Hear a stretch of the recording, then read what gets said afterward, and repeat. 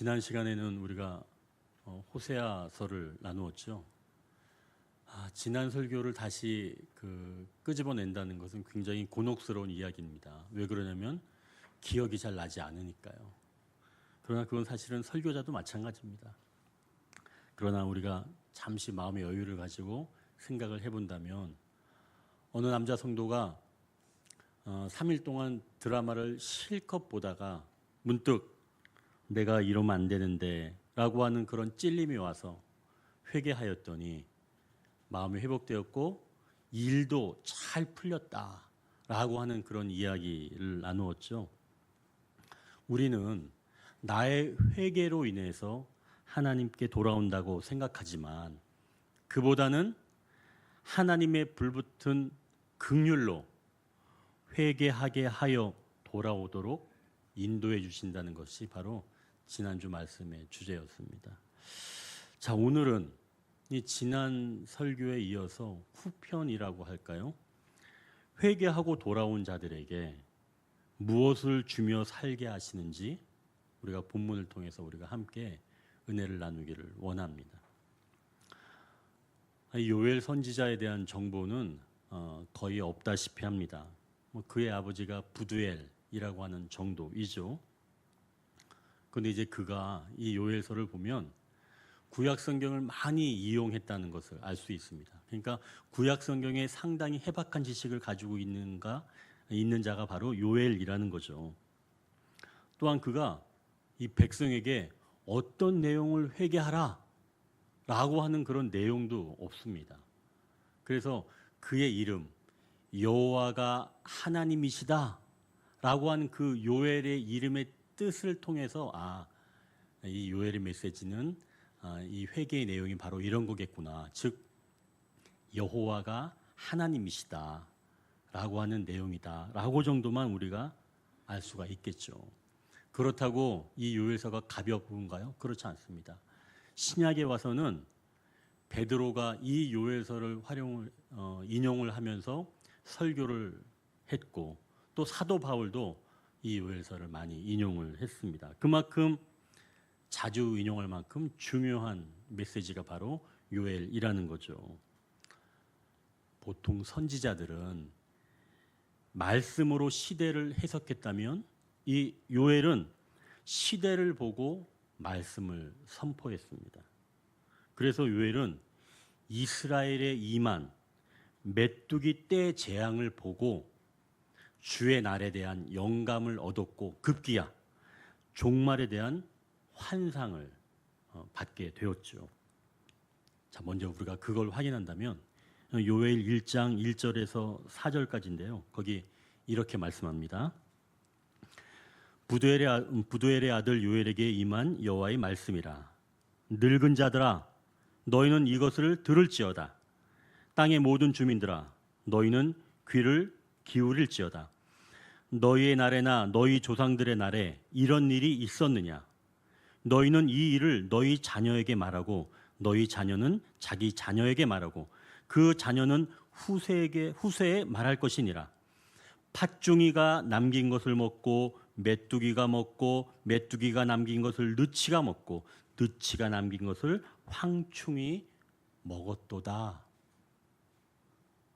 이 메뚜기 때의 재앙이 정확하게 어느 시기에 일어났는지 알 수는 없습니다. 또한 이 메뚜기 때의 재앙이 자연재해를 이야기하는 것인지 아니면 메뚜기 때를 비유로 해서 군사적인 침략을 말하는 것인지 그것도 정확하게 알 수는 없습니다. 그러나 이 사건으로 인해서 요엘이 선포하는 것은 2장 13절에 이렇게 말씀하는데요. 너희는 옷을 찢지 말고 마음을 찢고 너희 하나님 여호와께로 돌아올지어다. 그는 은혜로우시며 잡으려오시며 노하기를 더디하시며 인애가 크시사 뜻을 돌이켜 재앙을 내리지 아니하시나니 라고 말씀합니다. 결국 옷이 아니라 마음을 찢으라고 그리고 하나님께 돌아오라고 하는 메시지인 거죠. 그리고 더 나아가서 2장 25절 26절에 이렇게 말씀합니다. 너희가 전에 너희에게 보낸 큰 군대 곧 메뚜기와 느치와 황충과 팥중이가 먹은 횟수대로 너희에게 갚아주리니 너희는 먹되 풍족히 먹고 너희에게 놀라운 일을 행하신 너희 하나님 여호와의 이름을 찬송할 것이라. 내 백성이 영원히 수치를 당하지 아니하리로다. 자, 이제 여기까지 정리해 본다면 이스라엘의 메뚜기 떼 재앙이 있었다는 겁니다. 이 재앙은 자연의 생산물을 완전히 사라지게 했다는 거죠. 하지만 마음을 찢고 하나님께 돌아온다면 하나님은 다 잃었던 것을 모든 그것들을 회복시켜 주신다라고 하는 내용입니다. 자, 그러면 이제 다 잃었던 것을 회복시켜 주시는 하나님을 우리가 본문 바로 앞부분까지 오늘 우리가 읽은 본문 바로 앞부분까지 내용이 그렇다는 거죠. 다 잃었던 모든 것을 회복시킨 그런 총장의 이야기가 있습니다. 몇 년 전에 그 대학에 총장이 새로 부임을 했는데요. 그동안 운영이 어려워서 건물이 낡아도 수리를 제대로 못하였고 또 교직원들의 처우도 매우 열악했습니다. 이런 시간이 상당히 오래 지속되다 보니까 학교의 분위기가 가라앉아 있었죠. 그런데 총장이 부임하면서 분위기가 달라지기 시작했습니다. 이사회에서 30억 원의 큰 돈을 받아서 낡은 건물들을 보수하고 또 그동안 교직원들에게 미뤄왔던 지원도 아끼지 않으면서 모처럼 분위기가 활기차게 변화되었습니다.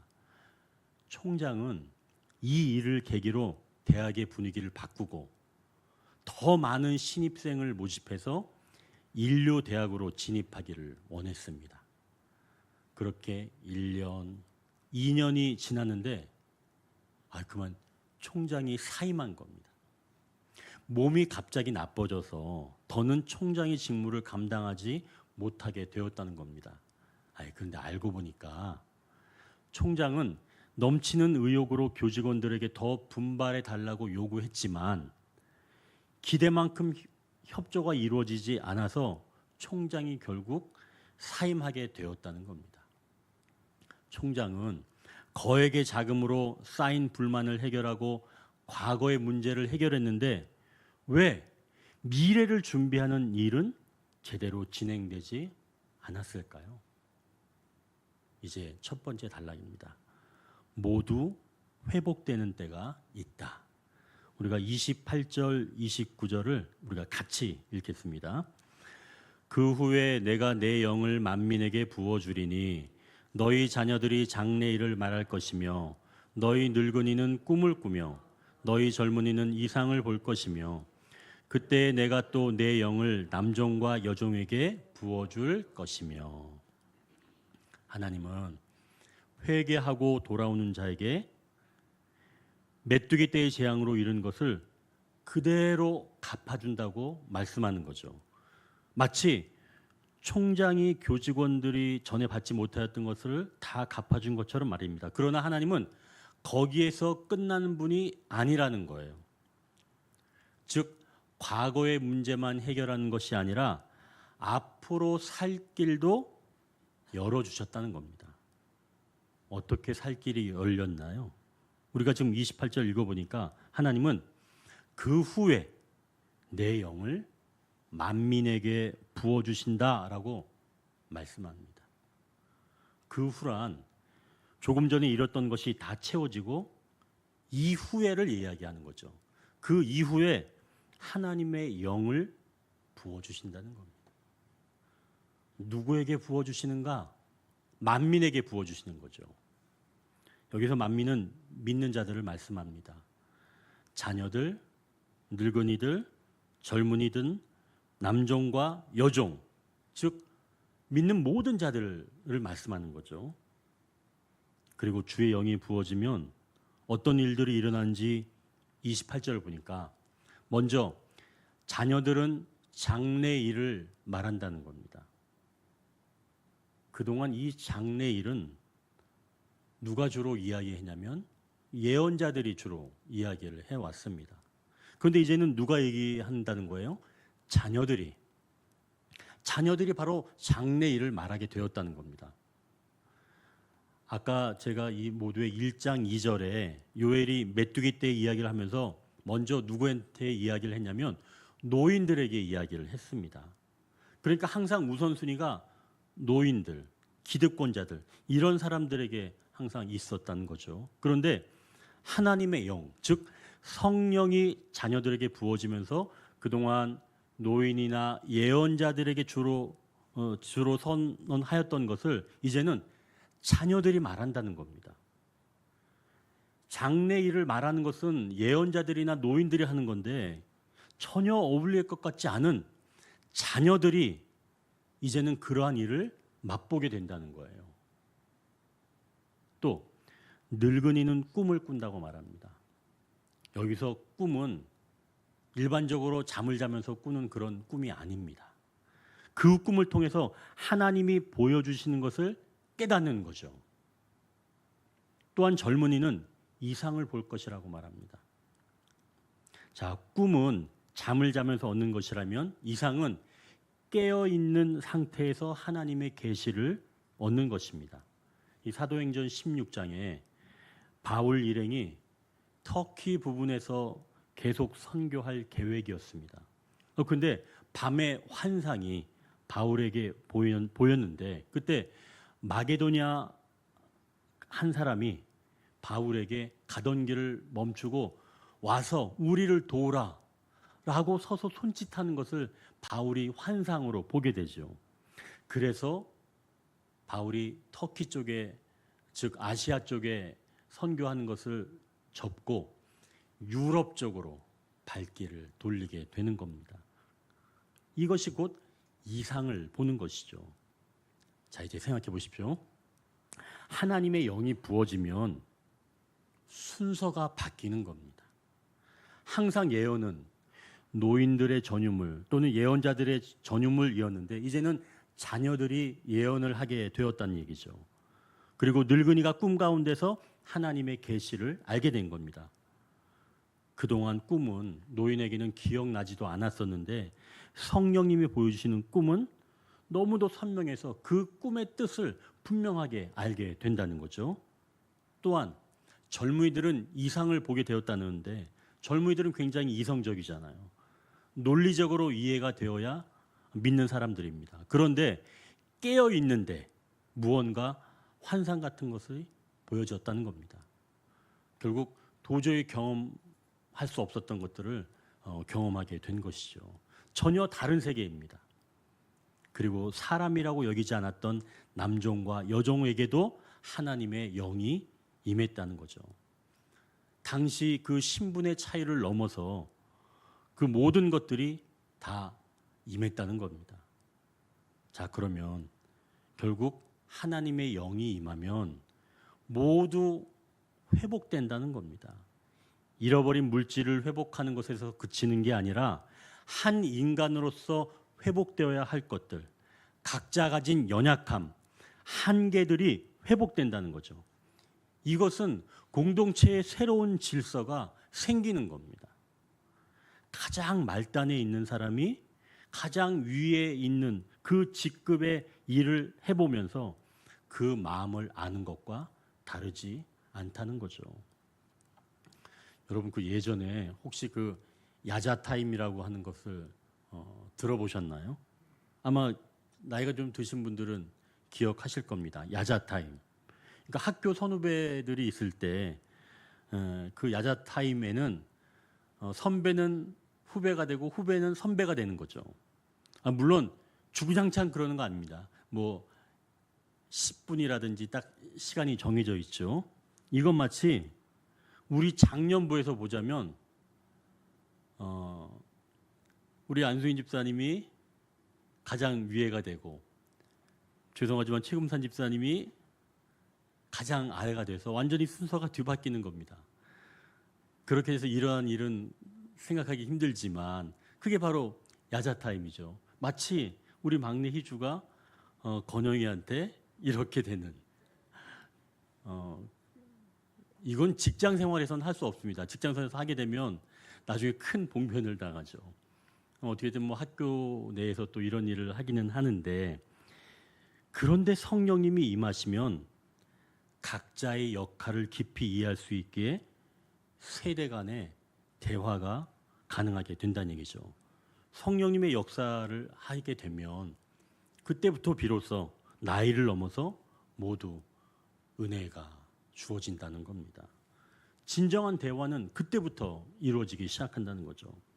그리고 각자의 역할을 잘 감당할 수 있게 된다는 겁니다. 그럼 성령의 역사는 그동안 막힌 것을 회복하게 하는데요. 이뿐만이 아니라 앞으로 일어나는 어둠의 그림자에서도 빛을 보는 안목을 얻을 수 있게 한다는 것이죠.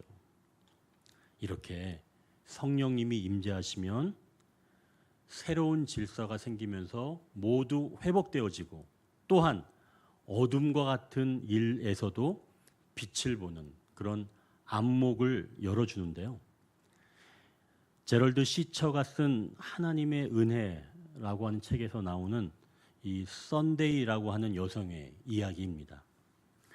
1980년대 중반 이 캘리포니아 주에서 척 스티븐스라고 하는 젊은 경찰관이 마약 단속 중에 그만 총에 맞은 겁니다. 목숨은 건졌지만 의료진은 뇌사 판정을 내리게 되죠. 며칠간 피말리는 의논 그리고 기도 끝에 가족들은 생명을 유지하고 있는 장치를 떼내기로 합니다. 결국 그렇게 이 척 스티븐스라고 하는 젊은이가 사망하게 됩니다. 그런데 바로 이 척 스티븐슨이 제가 조금 전에 이야기했던 썬데이라고 하는 여성의 동생이었어요. 이제 살해범으로 기소된 마약 밀매인 이 프레드라고 하는 자가 결국 재판에서 유죄 판결을 받고 감옥에 갇혔습니다. 썬데이는 굳이 재판에 참석하지 않았고 프레드가 어떻게 되었는지도 몰랐습니다. 그녀는 동생을 잃은 큰 슬픔을 이겨내는데 온통 몰두해 있었기 때문에 범인이 어떻게 됐다라고 하는 것은 신경 쓸 겨를이 없었죠. 그렇게 여러 해 지나서 최선을 다해 그녀는 평범한 삶으로 돌아갈 수가 있었습니다. 평정을 되찾게 된 이 썬데이는 프레드를 생각하지 않았죠. 그런데 몇 년 지난 뒤부터 하나님은 이 썬데이의 깨지고 상한 마음에 역사하셔서 하나님이 그녀를 얼마나 사랑하시는지 그녀가 알기 시작을 했습니다. 그런데 그때부터 프레드가 더 생각나기 시작을 했다는 겁니다. 동생이 살해된 지 25년이 지나 썬데이는 프레드를 만나라는 하나님의 음성을 들은 겁니다. 그녀는 하나님께 이렇게 물었다는 거예요. 제가 그를 용서한 것으로 충분하지 않나요? 이렇게 하나님께 물었더니 그러자 하나님은 그래, 충분하지 않다 라고 답하셨습니다. 그러면서 하나님은 프레드에게 전할 두 가지 메시지를 그녀에게 전달해 주었는데요. 먼저 첫 번째 메시지는 프레드에게 내가 그를 사랑한다고 말해 주어라. 나의 독생자 예수를 보내 그의 죄를 위해 죽게 했을 정도로 그를 사랑한다고 말해 주어라. 그리고 또 다른 메시지 하나는 프레드에게 아직 늦지 않았으니 내가 원래 의도했던 사람이 되라고 말해 주어라. 이 두 가지 메시지였다고 합니다. 그녀는 심란하고 뒤숭숭했지만 즉시 임무를 수행하기 시작했습니다. 결국 캘리포니아주 감옥에 수감되어 있는 프레드를 찾게 되었습니다. 그를 만나기 어려웠지만 프레드에게 편지를 써서 만나달라고 부탁을 했던 거죠. 프레드도 답장을 보내오면서 언젠간 유족들이 자신에게 연락이 오지 않을까 궁금했었다고 합니다. 드디어 낯선 두 사람이 가해자와 피해자로 만나게 되었습니다. 그녀는 프레드를 만나기 위해서 몇 개의 보안문을 지나면서 동생이 떠올라 마음이 아팠지만 중심부로 들어가면서 더 이상 슬픔도 분노도 두려움도 없게 되었답니다. 잠시 후 그녀가 앉아서 기다리는데 철문이 열리고 프레드가 들어오는 모습을 보았습니다. 그녀는 일어나 그에게 다가가 그의 떨리는 손을 잡고 반갑게 인사했습니다. 그 순간 그녀에게는 온통 애틋한 마음과 연민뿐이었다고 고백합니다. 프레드는 수치심에 고개를 숙인 채 두렵고 상한 마음으로 그녀 앞에 서 있었습니다. 짤막한 대화에서 프레드는 뉘우치고 또 자신의 잘못으로 고통 입힌 것에 대해서 사과했습니다. 썬데이는 프레드에게 하나님이 전하라고 하신 두 가지 메시지를 전했습니다. 하나님이 당신을 무척 사랑하셔서 예수님을 보내 당신을 위해 죽게 하셨습니다.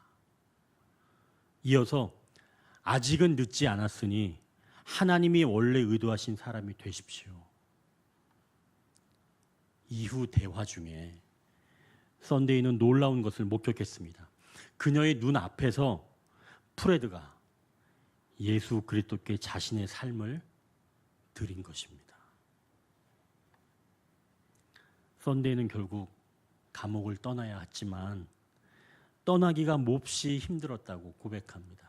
그 이유는 기적의 현장을 떠나고 싶은 사람이 어디 있겠냐며 말이죠.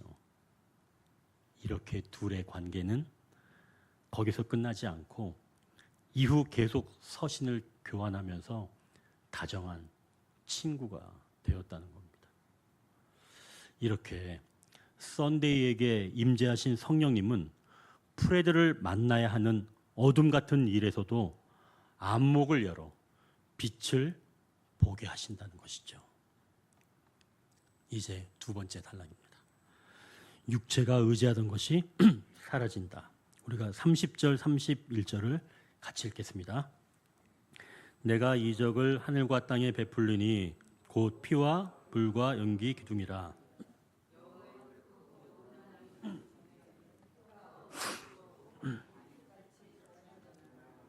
아멘. 요엘은 메뚜기 떼의 재앙을 통해 훗날 심판의 날을 바라보았습니다. 그날은 알지 못하는 시간에 임하지만 분명한 징조는 있었다는 거죠. 30절을 보니까 마지막 때가 오기 전에 이러한 이적이 보인다는 말씀입니다. 그리고 그날은 크고 두려운 날이라고 말씀합니다. 다만 그날의 징조는 해가 어두워지고 달이 핏빛같이 변한다고 말씀합니다. 이것은 말세 나타나는 그런 현상이라고 볼 수 있죠. 한편으로는 의지하는 대상이 그 힘이 사라지는 것을 의미한다고 볼 수도 있습니다. 이 고대 사람들은 하늘에 있는 천체를 신처럼 여겼죠. 해와 달과 별은 그들의 의지의 대상이었습니다. 그런데 그러한 것들이 지금 색이 변하고 힘을 잃는 겁니다. 이스라엘 백성들이 출애굽할 당시에도 하나님은 사흘을 흑암으로 덮어버리셨죠. 태양신을 숭배하는 애굽에서는 그게 큰 충격이었습니다. 의지하던 것이 얼마나 허무한 것인지 알게 되는 그런 순간이었던 거죠. 의지할 대상이 어떤 것인지 분간할 기회가 온다는 겁니다. 이것은 안 믿는 사람만 기회가 아니죠. 진정으로 믿는 자들에게도 의지할 대상이 힘없이 사라진다는 것. 이것은 어쩌면 더 아름다운 신앙으로 성장할 기회가 열린다는 겁니다. 물론 큰 아픔도 있지만 말이죠. 이번에는 제가 조금 전에 말씀드렸던 그 썬데이라고 하는 여성의 그 이야기를 담은 그 하나님의 은혜라고 하는 책. 그 사람이 이제 제럴드 시처라고 하는 목사이자 교수인 그분이 쓴 책인데요. 그분의 이 가정 이야기가 저는 이분의 가정 이야기를 듣고 굉장히 큰 감동을 받았습니다. 왜 그러냐면 이 제럴드 시처가 자기 가정에서 일어났던 그 큰 아픔을 바라보는 안목 때문에 제가 참 큰 감동을 받았습니다. 내용은 이런 거예요. 이 시처가 당한 일인데요. 어느 주말에 어머니와 아내 그리고 막내딸이 음주운전자가 일으킨 사고로 모두 목숨을 잃었습니다. 당시 다른 세 자녀와 시처도 사고를 당했지만 나머지 사람들은 살아났습니다. 그리고 약 20년이 흘러서 이 하나님의 은혜라고 하는 책을 썼습니다. 이 책은 단순히 가슴 뭉클한 그런 인간 승리를 이야기하는 것이 아니라 하나님의 구원의 이야기가 담겨 있어서 가슴이 참 닿은 겁니다. 하나님이 비극을 통해 하실 수 있는 일과 자신이 거기에 반응하는 방식에 비하면 비극 자체의 역할은 실제로 덜 중요하다는 것을 알았다는 겁니다. 하나님은 달갑지 않은 이 환경에서 어떻게 구원을 이루어 가시는가? 마음이 무너진 와중에도 최대한 많은 것을 배우기로 작정하면서 이후 시간이 지나 남은 네 식구는 평범한 일상을 찾아간다는 그런 내용입니다. 물론 그 과정 중에는 뿌리까지 흔들리는 그러한 시간들도 있었지요. 하지만 하나님의 구원의 이야기는 흔들리지 않고 시처와 가족들을 인도해 간 겁니다. 결국 세 자녀가 자라서 결혼도 하고 자녀를 낳고 잘 살아간다는 겁니다. 그러고 깨달은 것이 삶의 극적인 반전을 맞이하든 아니면 평상시와 같든 하나님은 그와 상관없이 구원을 이루신다는 것을 알았다는 겁니다. 이 시처의 사진첩에는 나란히 두 사진이 꽂혀 있는데요. 국립공원에서 찍은 사진으로 1991년 어린 네 자녀가 호반에 서 있고 뒤로는 수면이 잔잔하게 펼쳐져 있고 먼 배경에는 거대한 빙하가 떡 버티고 있는 사진입니다. 또 다른 사진은 같은 장소에서 15년이 지난 2006년에 찍은 사진으로 이번에는 세 자녀만 서 있습니다. 다들 키가 크고 생기발랄한 모습으로 장난스럽게 웃고 있는 모습입니다. 멀리 뒤에 있는 빙하도 예전과 똑같습니다. 하지만 예전과 다르다면 동생이 없고 엄마가 없습니다. 두 사진 사이의 이 시간에서 이 시처는 구원을 경험한다고 합니다. 이미 구원된 가정이지만 고난과 은혜와 성장으로 인해서 또한 풍성한 구원을 경험한다는 것이죠. 의지하던 것이 사라질 때 오는 큰 아픔은 하나님의 구원의 이야기를 망가뜨릴 것 같지만 이미 우리 안에 역사하신 성령님은 하나님의 구원의 이야기를 완성해 가시도록 우리를 인도해 가시는 줄 믿으시길 바랍니다. 이제 세 번째 단락입니다. 여호와의 이름을 부르게 하신다고 말씀합니다. 우리가 32절을 같이 읽겠습니다. 누구든지 여호와의 이름을 부르는 자는 구원을 얻으리니 이는 나 여호와의 말대로 시온산과 예루살렘에서 피할 자가 있을 것이며 남은 자 중에 나 여호와의 부름을 받을 자가 있을 것임이니라. 아멘. 하나님은 진노 중에라도 긍휼을 베푸시는 분인 줄 믿습니다. 멸망이 오더라도 살 길을 열어주시는데요. 앞에서 말씀드린 것처럼 의지하던 것들이 빛을 잃을 때 진정으로 의지할 분을 찾는 기회가 되지요. 자, 그럼 우리가 어떻게 구원을 받는가? 오늘 32절에 말씀하신 것처럼 여호와의 이름을 부름으로 인해서 우리가 구원 얻는 길을 제공받는다고 말씀합니다. 우리가 여호와의 이름을 부를 수 있는 근거는 우리 안에 계시는 성령님으로 인하여 우리가 부를 수 있게 되는 거죠. 그래서 하나님께서는 우리 안에 성령님을 부어주셔서 하나님을 부를 수 있도록, 그래서 구원의 길을 열어 가신다고 말씀하는 거죠. 그래서 성령님이 임재하시면 우리의 모든 것들이 회복됩니다. 또한 앞으로에 있을 어두운 일에도 빛을 보는 안목을 얻게 된다는 거죠. 그래서 어두움에서도 서서히 빛을 보며 살아가게 만드십니다. 그리고 마침내 여호와의 이름을 부르며 살아가게 하는 것이죠. 자, 오늘은 맥추절입니다. 이 다른 말로는 오순절이라고 합니다. 6월절 이후에 50일째 되는 날을 기념하는 절기라고 해서 오순절이죠. 그리고 봄, 밀, 수확의 그 끝을 기념하는 절기라고 해서 맥추절이라고도 합니다. 사도행전 2장 1절, 2절에 오순절에 일어난 일을 보여주는데요. 거기 이렇게 기록합니다. 오순절 날이 이미 이르매 그들이 다 같이 한 곳에 모였더니 호련히 하늘로부터 급하고 강한 바람 같은 소리가 있어 그들이 앉은 온 집에 가득하며. 예수님께서 승천하시면서 제자들에게 예루살렘을 떠나지 말고 아버지께서 약속하신 성령님을 기다리라고 말씀하십니다. 이 제자들은 예수님 말씀에 순종해서 약 120명이 마가의 다락방에 모여서 기도하던 중에 성령님이 임하시게 되죠. 바로 그날이 오순절입니다. 우리는 맥추절로 지키고 있죠. 그래서 맥추절은 오순절이라고도 하고 오순절에는 성령님이 임하신 날이기도 합니다.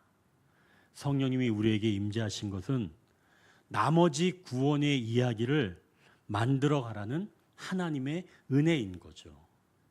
그러니 우리는 메뚜기 떼에서 하나님께서 회개하고 돌아가면 보상을 해주시지만 과거에 이뤘던 것을 보상해 주시는 것에서 멈추는 것이 아니라 성령님을 우리에게 부어주시면서 앞으로 일어난 일들에 대해서도 어둠 같은 일들에서도 빛을 보게 하시고 마침내 구원의 완성을 향해서 나아갈 수 있도록 우리에게 성령님을 보내주셨다는 겁니다. 바로 그날이 이러한 맥추절, 오순절이라는 거죠. 여러분, 만약 여러분이 어려운 때에 하나님을 부르고 계신다면 그 안에 성령님이 임재하고 계신다는 사실을 믿으시길 바랍니다. 그래서 우리는 이제 나머지 인생 후반전을 하나님의 구원의 이야기를 성령님께서 온전히 이뤄 가시도록 우리가 함께 동행할 수 있게 되었다는 것이죠. 이제 말씀을 정리합니다. 하나님은 우리의 온전한 회복을 위해서 성령님을 보내주십니다. 그리고 앞으로 있을 어둠과 같은 일에서도 빛을 보며 걸어갈 수 있고 구원의 완성을 향하여서 나아갈 수 있도록 우리에게 성령님을 보내주셨습니다. 그리고 마침내 의지하던 것이 사라질 때에도 우리가 성령님을 의지하면서 여호와의 이름을 부르며 구원의 완성을 향해서 나아갈 수 있게 되었습니다. 기도하겠습니다.